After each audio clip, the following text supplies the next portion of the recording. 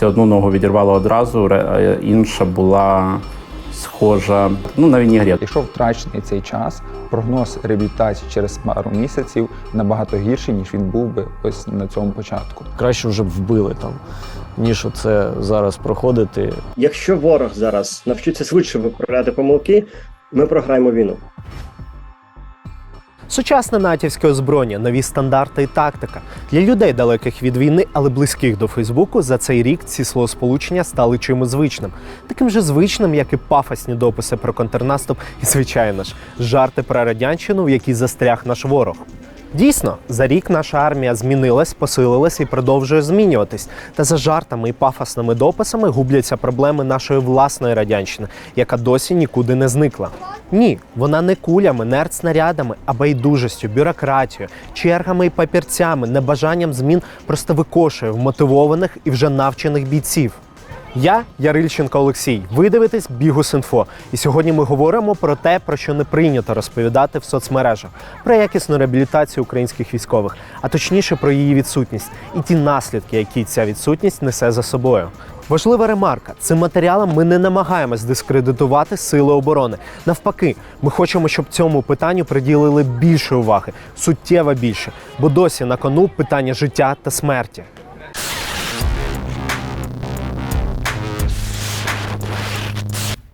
Ми вирішили почати цю історію в Харкові, де військовослужбовець Олександр Гончаренко чекає на свою вже 5-ту операцію. Чи багато це? Так, частину з них можна було би і не робити, але за умови, що реабілітація почалася би вчасно та була якісною. Олександр до 24 лютого був майстром з ремонту обладнання, працював зі спортивними тренажерами. Одразу після вторгнення росіян хлопець вирішив записатися до тероборони, де вже служили друзі. До пункту збору виїхав 1 березня.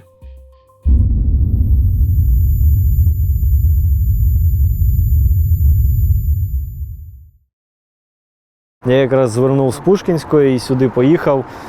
От з того перехрестя, я побачив вспишку в спалах. І я навіть побачив ту ракету, яка влучила вверх ОДА. Це якраз це відоме відео, яке вже було багато разів переглянуто. І в цей весь шлях я просто, я не пам'ятаю його. Я приїхав на автопілоті, так сказати. Я доїхав до цього перехрестя, там де зараз плакат. І отут збоку я тачку просто в бордюр впер, відкрив двері.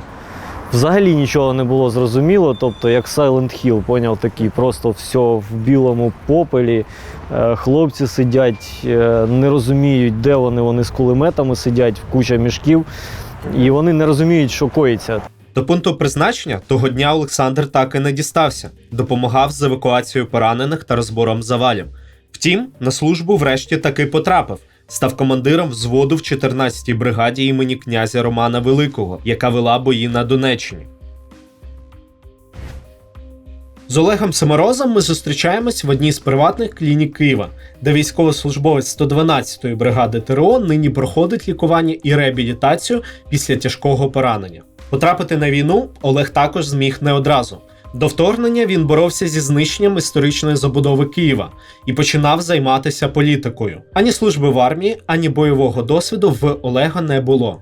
Сказали, ні, такі, нам не цікаві, хоча це начебто був перший день, і я розраховував, що перший день мені вдасться це зробити. В мене так з поваги до мене взяли номер телефону, сказали, як раптом, що ми вам подзвонимо, я зрозумів, що перспектива така собі. Потім я приїхав додому. З дому я теж не зміг особливо сидіти. Поїхав я в Деснянський військкомат, це там, де я прописаний. Там навіть не взяли в мене номер телефону, сказали, ні, дякуємо, але ви щось, не підходите нам. Потрапити в батальйон Сил територіальної оборони Києва Олегу вдалося аж наприкінці березня, коли росіяни ще трималися на околицях міста. У нас це було максимально, як в відеоіграх, максимальний драйв, тобто зранку підсумок 4 магазини, старий добрий АК-74, приїжджаємо на місце, там вириті окопи, стріляють, наші гради працюють по Ірпінському напрямку, по окупантам, і десь через 3-4 години перша команда повітря і по нам відпрацьовує ворожий град. Після деокупації Київщини у підрозділу було трохи часу на відпочинок та навчання. Далі їх почали готувати до ротації на Донеччину, де на той момент вже йшли дуже тяжкі бої. Підрозділ Олександр спочатку брав участь в боях біля Солидару. Після був перекинутий на Харківщину, де тоді готувався масштабний контрнаступ. В один з днів група отримала наказ допомогти підрозділу аеророзвідки провести розвідку ворожих позицій. Ми побачили все, що нам треба, зібрались, поїхали додому і, мабуть, нас теж вже побачили. Бо ми швидко це зробили, але нас побачили, і коли ми вже вертались, в них теж є мавіки, нас теж десь по наводці по нам щось прилетіло. Я думаю, що снаряд, може 125-ка, щось важке, але вони не попали. Всю машину буквально осколками прошило. Але потім, якщо відео я вам покажу, там вся тачка у нас в осколках. Але в мене рука, я їхав так, рука була на підлокотнику, і осколок пройшов через двері, через руку і йшов в торпеду. Це єдиний осколок, який потрапив в нас трьох. Далі евакуація до шпиталю, де хірурги врятували кінцівку. Рука їхала зі мною поруч буквально, тобто там трималась може на 2 сухожиллях, там ще на чомусь. Він її пришив, я йому дуже вдячний, але через той потік поранених вони як працювали в той момент? Вони швидко робили операцію, і відправляли потім, щоб ми не займали койкомісію, бо багато людей було. Олег отримав поранення в жовтні, коли його підрозділ виходив на бойові позиції на Донеччині. Машина, в якій він був водієм, підірвалась на танковій міні. Двигун поцілував мені обличчя, тобто зламав ніс, зламав 2 лицевих кістки, повибивав зуби, зламав щелепу. Переломи рук я так само отримав, плюс осколки залетіли в руки, тобто пошкодили нерви, поламали руки, опікли пальці, так само поламали руки. Як сказали хлопці, одну ногу відірвало одразу, інша була схожа, так, як культурно сказати. На вінігрет була трошки схожа, але ще була. Хлопця врятували побратими. Вони швидко оцінили ситуацію, надали допомогу і взялись шукати евакуаційну машину. Підбігли хлопці, в мене тоді ще був звук. Я чую ці слова «братик, зараз ми тобі допоможемо», але потім така реакція «ого». Я думаю, мабуть, це не від того, що вони так раді, мене бачити. Наступний чіткий спогад Олега вже у Дніпрі, у військовому шпиталі. Підходить лікар, каже, ви в лікарні імені Мечникова, у вас серйозні травми, там називає ламана щелепа і так далі, каже, у вас ампутація 2 ніг. Я такий, добре, спочатку, немає якоїсь там реакції, ти лежиш просто, все одно ти радієш, що ти живий. У тебе зараз важкі травми, тобі погано, у тебе трахеостома, кисень, ти не можеш говорити, тебе поламаний ніс, тебе сушить, але ти все одно радий. Ти радий, що ти живий. Втім, радість триває недовго, бо далі починається дуже складний процес – реабілітація. Що під час цього процесу має відбуватися? Після переводу з реанімації пораненого одразу повинен оглянути фахівець з реабілітації, який має оцінити рівень фізичних обмежень у постраждалого та сформувати план реабілітації. Після цього починається стаціонарне лікування, де з пораненим одразу мають займатися реабілітологи. І ні, йдеться не про дихати повітрям і виходити на прогулянки за можливості. Йдеться про роботу з фахівцями на спеціальному обладнанні зі спеціальними тренажерами. Якщо лікування завершене, але постраждалий ще не відновився, його не мало б просто виписати. Бо ж здоровий, йди, йому продовжують реабілітацію, яка повинна тривати до повного відновлення, де фахівці мають приділяти йому достатньо уваги. Не менше 3 годин на день. Звучить все дуже просто. Поранення, лікування, реабілітація. От тільки воно так не працює. Василь Стрілка, очільник департаменту МОЗу, що опікується питаннями реабілітації, каже, лікарі недооцінюють важливість цього процесу, бо пріоритет врятувати. Врятувати, але не повернути працездатність. Після завершення лікування людина повинна бути скерована у профільне, у реабілітаційне відділення, якщо вона має обмеження функціонування. І важливо, щоб на цьому етапі не втрачався час. Не всі лікарі на сьогоднішній день усвідомлюють важливість реабілітації. хтось її недооцінює і вважає, що реабілітацію можна буде продовжити через пару місяців. Якщо втрачений цей час, прогноз реабілітації через пару місяців набагато гірший, ніж він був би ось на цьому початку. Але це тільки одна з причин існуючих проблем. Більшість військових навіть банально не знають ні що робити далі, ні куди звертатись. В результаті повертаються в підрозділи недолікованими. Олександр відчув це на собі майже одразу. Після операції у військовому шпиталі його приблизно за місяць виписали, не повідомивши, що робити далі. Мене обезрушили, мені наклали шину, гіпс, в мене торчало ще 2 спиці отут. І з цим всім добром, поки воно все загоїлось, я лежав у шпиталі, а потім, мені там 2 місяці робити нема чого. Смисл мені там знаходитись, спиці торчать, все, я загіпсований, і мене виписують. Від лікарів Олександр почув одне – за 2 місяці має бути наступна операція. Все. Більше інформації хлопець не отримав. Ані що йому робити, ані до кого звертатись, ані про необхідність пройти військово-лікарську комісію. ВЛК та отримати відпустку на лікування, без чого його б могли вважати дезертиром. Всієї цієї процедури я би не знав, якби просто не заліз в інтернет. Тобто тебе лікар виписує з лікарні, каже все, іди. І якби я не заліз, я б міг би взяти і піти, да? Я заліз в інтернет, подивився, що ні, так не може бути, повинна ще якась бути комісія. А ми звідки? Ми ж не кадрові військові. Дивись, в мене було 28 днів на підготовку, нас у всіх, як офіцерів запасу. Мені було, і всім, хто нас навчав, було важливо навчити нас воювати, да? А не збирати папери, дозволи і що, куди, кому піти, поклонитись, так?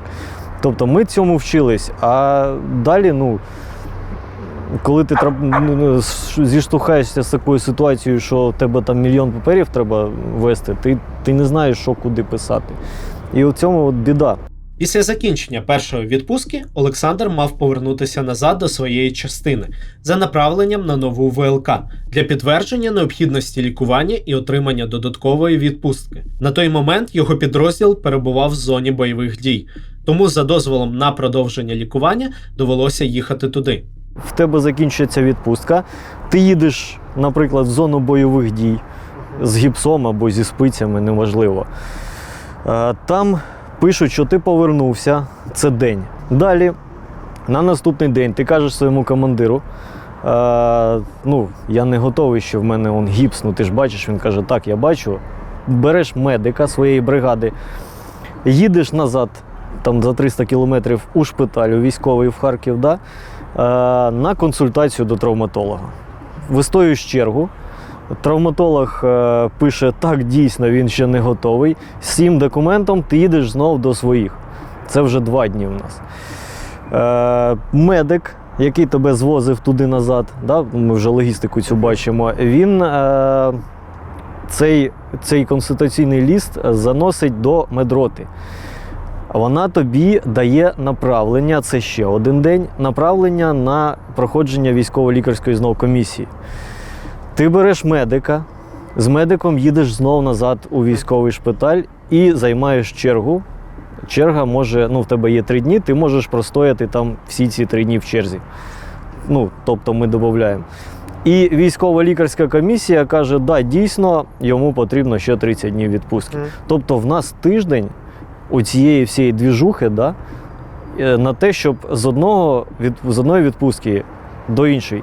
Якщо точніше, 10 днів, втрачених на не так. 10 днів не витрачених на лікування та реабілітацію. Олександр просто возив документи між зоною бойових дій та лікарнею. Возив і потрапити на потрібну йому операцію не встиг. Більш того, направлення на реабілітацію Олександр так і не отримав. Рука поступово почала зростатися, м'язи атрофовувались. Самостійних вправ було явно недостатньо. Тому на наступній комісії, коли Олександру запропонували отримати ще 1 місячну відпустку, він відмовився і попросив оцінити його ступінь придатності до служби. Його визнали непридатним з переглядом через 6 місяців, що означало, що через півроку він мав знову пройти до тієї ж комісії, щоб перевірити, чи не відновилася рука. Як мені тоді казалось, я зараз швидко все вирішу з непридатністю, мене звільнять, якщо я явно непридатний. Мене звільнять. За цей час, коли мене звільнять, я сам зроблю без всіх тих дозволів, документів, відновлю руку, в мене є реабілітологи, в мене є лікарі, в мене все це є. Я швидесенько все зроблю і повернусь вже потім. Ніхто ж не забороняє знову повернутися вже, але зі здоровою рукою. Звучить як план, правда? Але він виявився нереалістичним. Визнання непридатним з переглядом не є причиною для звільнення зі служби. Відтак Олександр опинився в ситуації, коли травма не дозволяла нести службу, але й служба не дозволила вільно долікуватися і пройти реабілітацію. Всі ці 6 місяців ти повинен будеш знаходитись в частині. Потім тебе можуть вивезти поза штат. Мене поки що не вивели, але запросто можуть вивезти. І ти будеш сидіти в частині і ще й не отримувати грошей. Тобто і випустити тебе не можуть. І ти, по суті, ти як в заручниках будеш. Я цього не знав. Ти живеш просто в частині. Ти нічого не робиш. Тобі нічого не можуть наказати, бо ти не придатний до військової служби. Ти не обмежено придатний, ти не придатний. Тобто ти нічого не можеш робити. І по суті, ти там просто живеш. І відпустити тебе не можуть, бо ти, по суті, не можеш звільнитись. Я написав 2 рапорти на звільнення. Обидва завернули, не підписали. Я звернувся до гарячої лінії Міністерства оборони, щоб вони дали роз'яснення, на якій підставі я можу звільнитись, на якій не можу. 2 місяці мені так і не відповіли. Згодом Олександр отримав 2-гу групу інвалідності. Але і це не стало причиною звільнення, бо закон цього просто не передбачає. Пунктом постійної дислокації підрозділу Олександра була одна з областей на Заході. Туди з часом його і перевели з лінії фронту. Там хлопець просто жив, спав, їв та, наскільки це можливо, розробляв руку. І намагався отримати дозвіл на чергову операцію та реабілітацію. Якщо чесно, це трохи підкосило. Я готувався до того, що буде тяжко. Але, що будуть свої ж ставити палки в колеса, на це я не розраховував. Ви ж, напевно, вже розумієте, що є найгіршим в цій ситуації. Те, що інвалідність і визнання непридатним до служби можна було би уникнути, якби процес відновлення почався вчасно. Можливо, знайти реабілітолога було просто неможливо тоді, запитаєте ви? Ні, ще до передислокації на Захід колеги Олександра знайшли та оплатили йому приватного реабілітолога в Харкові. Попрацювати з ним вдалося дуже недовго, але нині лікар каже, відновити руку все ще можливо. Я не можу сказати, що на сьогоднішній день ми нічого не зможемо виправити, тому що це, напевно, неправда. Але це буде набагато складніше, аніж ми це могли зробити, наприклад, 2 місяці тому, коли він до нас приїхав перший раз. Втім, зустрілися з Олександром ми напередодні вже, нагадаю, його 5-ї і, схоже, що не останньої операції. За словами лікаря, з точки зору реабілітації, чоловік знаходиться на рівні свого першого дня після поранення. У мене через 2 місяці оцей повторний ВЛК, я б вже міг би тримати зброю в руках. Але те, що зараз ми провтикали, і тепер у мене ще плюс 1 операція, а може й 2, я вже думаю, що в найближчі півроку я точно нікуди не повернусь. У Олега думки про реабілітацію військових не кращі. Після стабілізації стану у військовому шпиталі Мечнікова його перевели у Київський військовий шпиталь. Перші заняття почались ще у відділенні травми, де реабілітологи допомагали пораненим освоїти базові рухи, піднімати ампутовані кінцівки та лягати на живіт. У відділенні на приблизно 50 поранених працювало до 3 реабілітологів. Далі мене перевели в інше відділення терапії, тобто в травмі лежать важкі, тобто люди, котрі є загрози життю і котрих треба регулярно оперувати.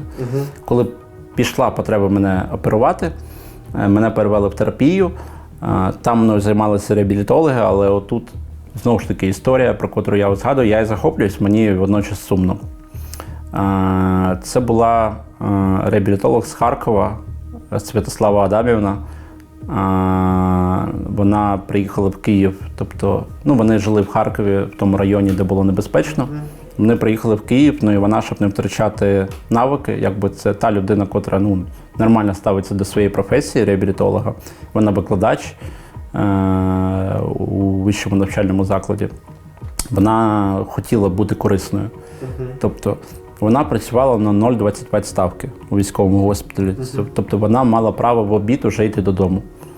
І ця людина приходила зранку і йшла ввечері додому. Вона працювала з хлопцями. З кількома пацієнтами опікувалася реабілітолог з чвертю ставки. За словами Олега, на той момент у відділенні знаходилось 40-50 людей. Вона вижимала максимум. Все, що в неї було, це еспандери, котрі давали волонтери. І все. Нема спортзалів. Нема підвісних систем, де можна попрацювати. Обладнання нема, в спортзалах там не займаються, і, відверто кажучи, персоналу дуже мало. Олег каже, лікарі зараз вміють повертати поранених ледь не з того світу, але система повернення до нормального життя досі відсутня. В госпіталі я бачу професіоналів лікарів, я бачу професіоналів хірургів. Я кожен день питаю про те, як я. Я кожен день чую чітку відповідь, що зі мною буде, що ми робимо з моїми ногами. Я кожен день на перев'язки чую чіткий план і порядок дій. І коли знімають шви, я розумію, що я вже сильніший, я починаю спілкуватися і наводити питання, а потім ставити прямі питання, що далі. І я бачу, що у мого хірурга нема впевненості. А потім ти розумієш, а він тобі і не може нічого іншого сказати. У нього нема куди тебе відправити. Він говорить правду, я тебе не хочу туди відправляти. Типу, я тобі не ворог.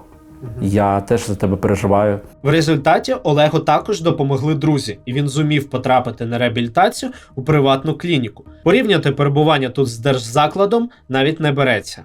У мене напроти лежав харків'янин з Харківської тероборони, котрий наступив на протипіхотну міну. І ми лежали напроти. Я приїхав в військовий госпіталь, він був на 2 місяці довше лежав. У нього теж 2 високих ампутації і серйозна травма руки. І от так сталося, що ми приблизно виписали з військового госпіталя в один момент. Мене забрала клініка на безкоштовну реабілітацію на базі інсультного центру, де зі мною займаються 3 рази в день. Він поїхав в Пущу-Водицю, в військовий центр реабілітації, державний.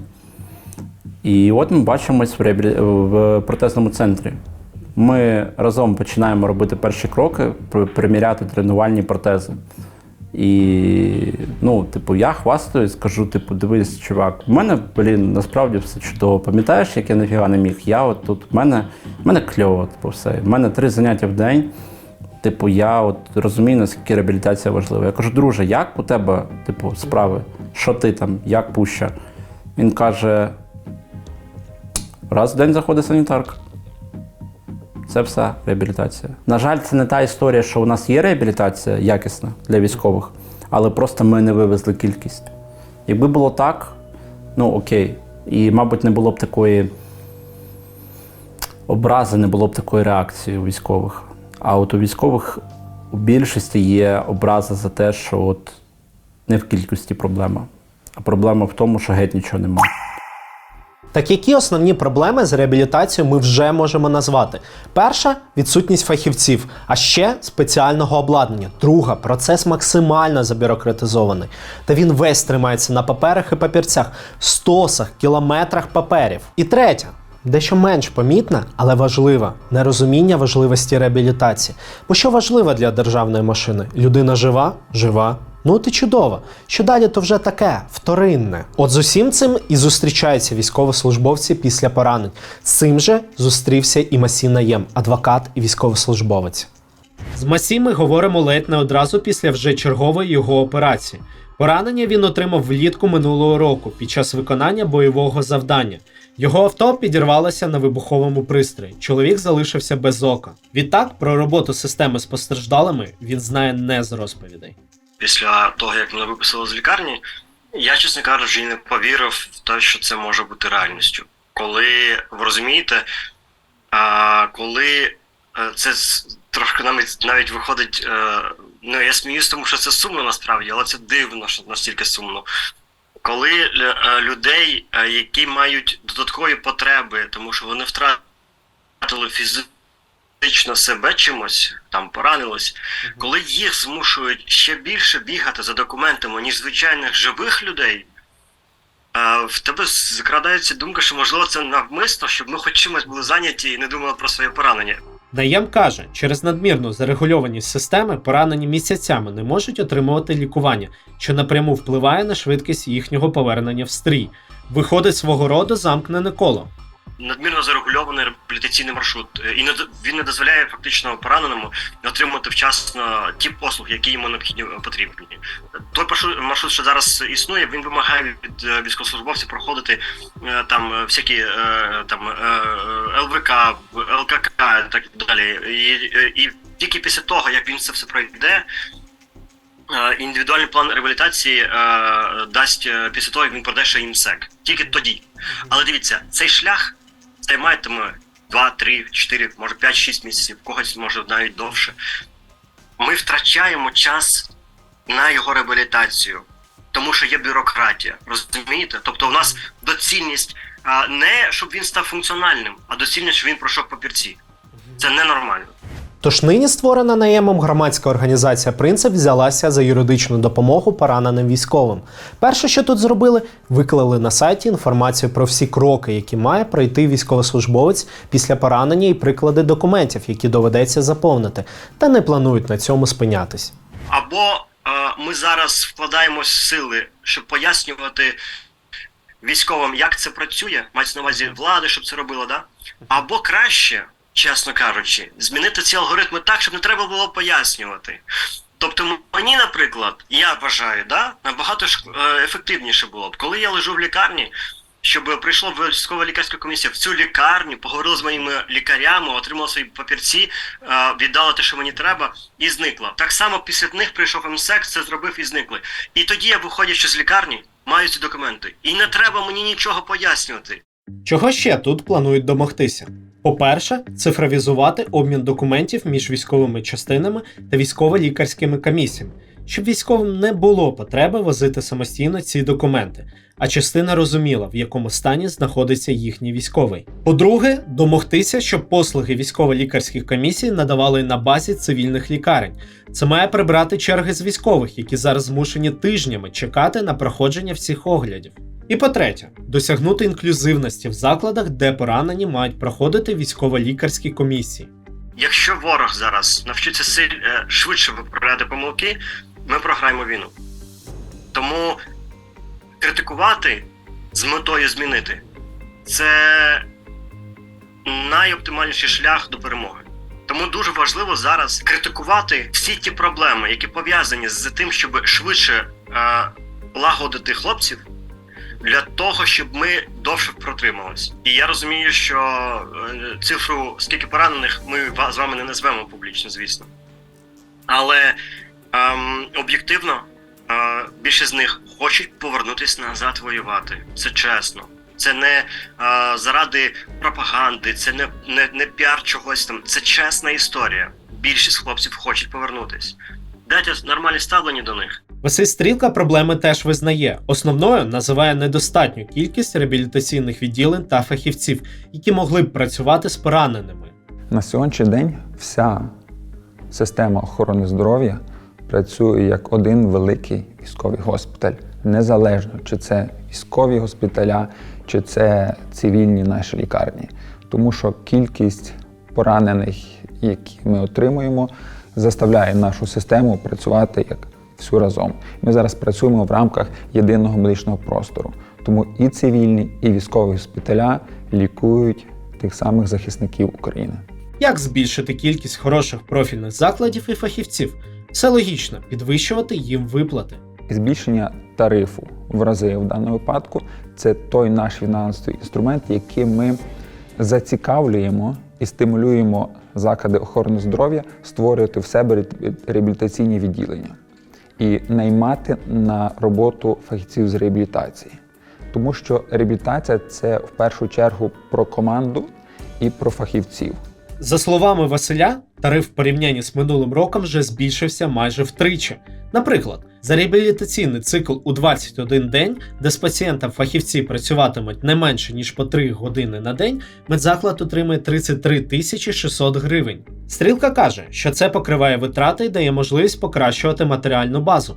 Відтак, на цей рік договори на надання реабілітаційних послуг підписали вже з майже 250 медичними закладами, як державними, так і приватними. 244 заклади. Це багато чи мало? Історія військових свідчить про те, що як мінімум недостатньо.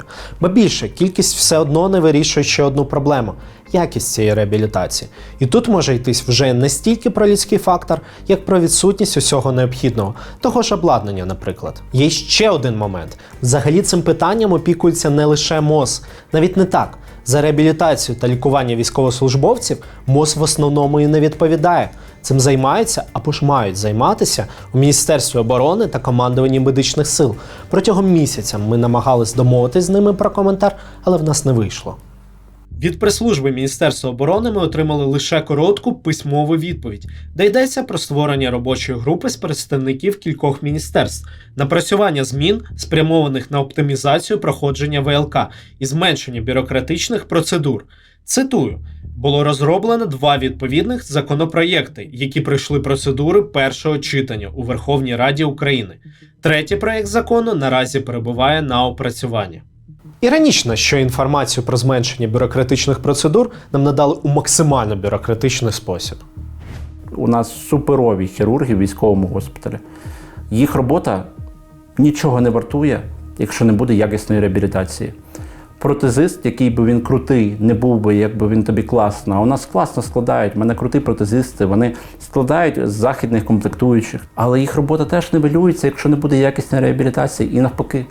Ми можемо зробити якісну реабілітацію, але не створити умови для протезистів, не створити умови для військових лікарів. І ми не будемо мати на виході нормального ставлення до ветерана. Ми не будемо мати того, за що ми всі боремося. Ми боремося за те, щоб ця людина просто продовжила своє життя. У цих людей є сім'ї, діти.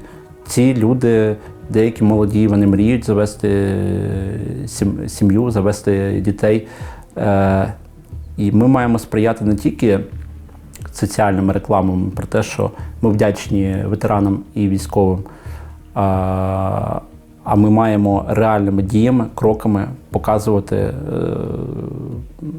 що він важливий цьому, він потрібний цьому суспільству. Так сталося, це погано, але ти не сам і найголовніше, ти потрібен. Олег Семороз продовжує лікування та реабілітацію. Попри ще одну операцію та ампутацію ще частини ноги, він працює над тим, щоб стати на протези.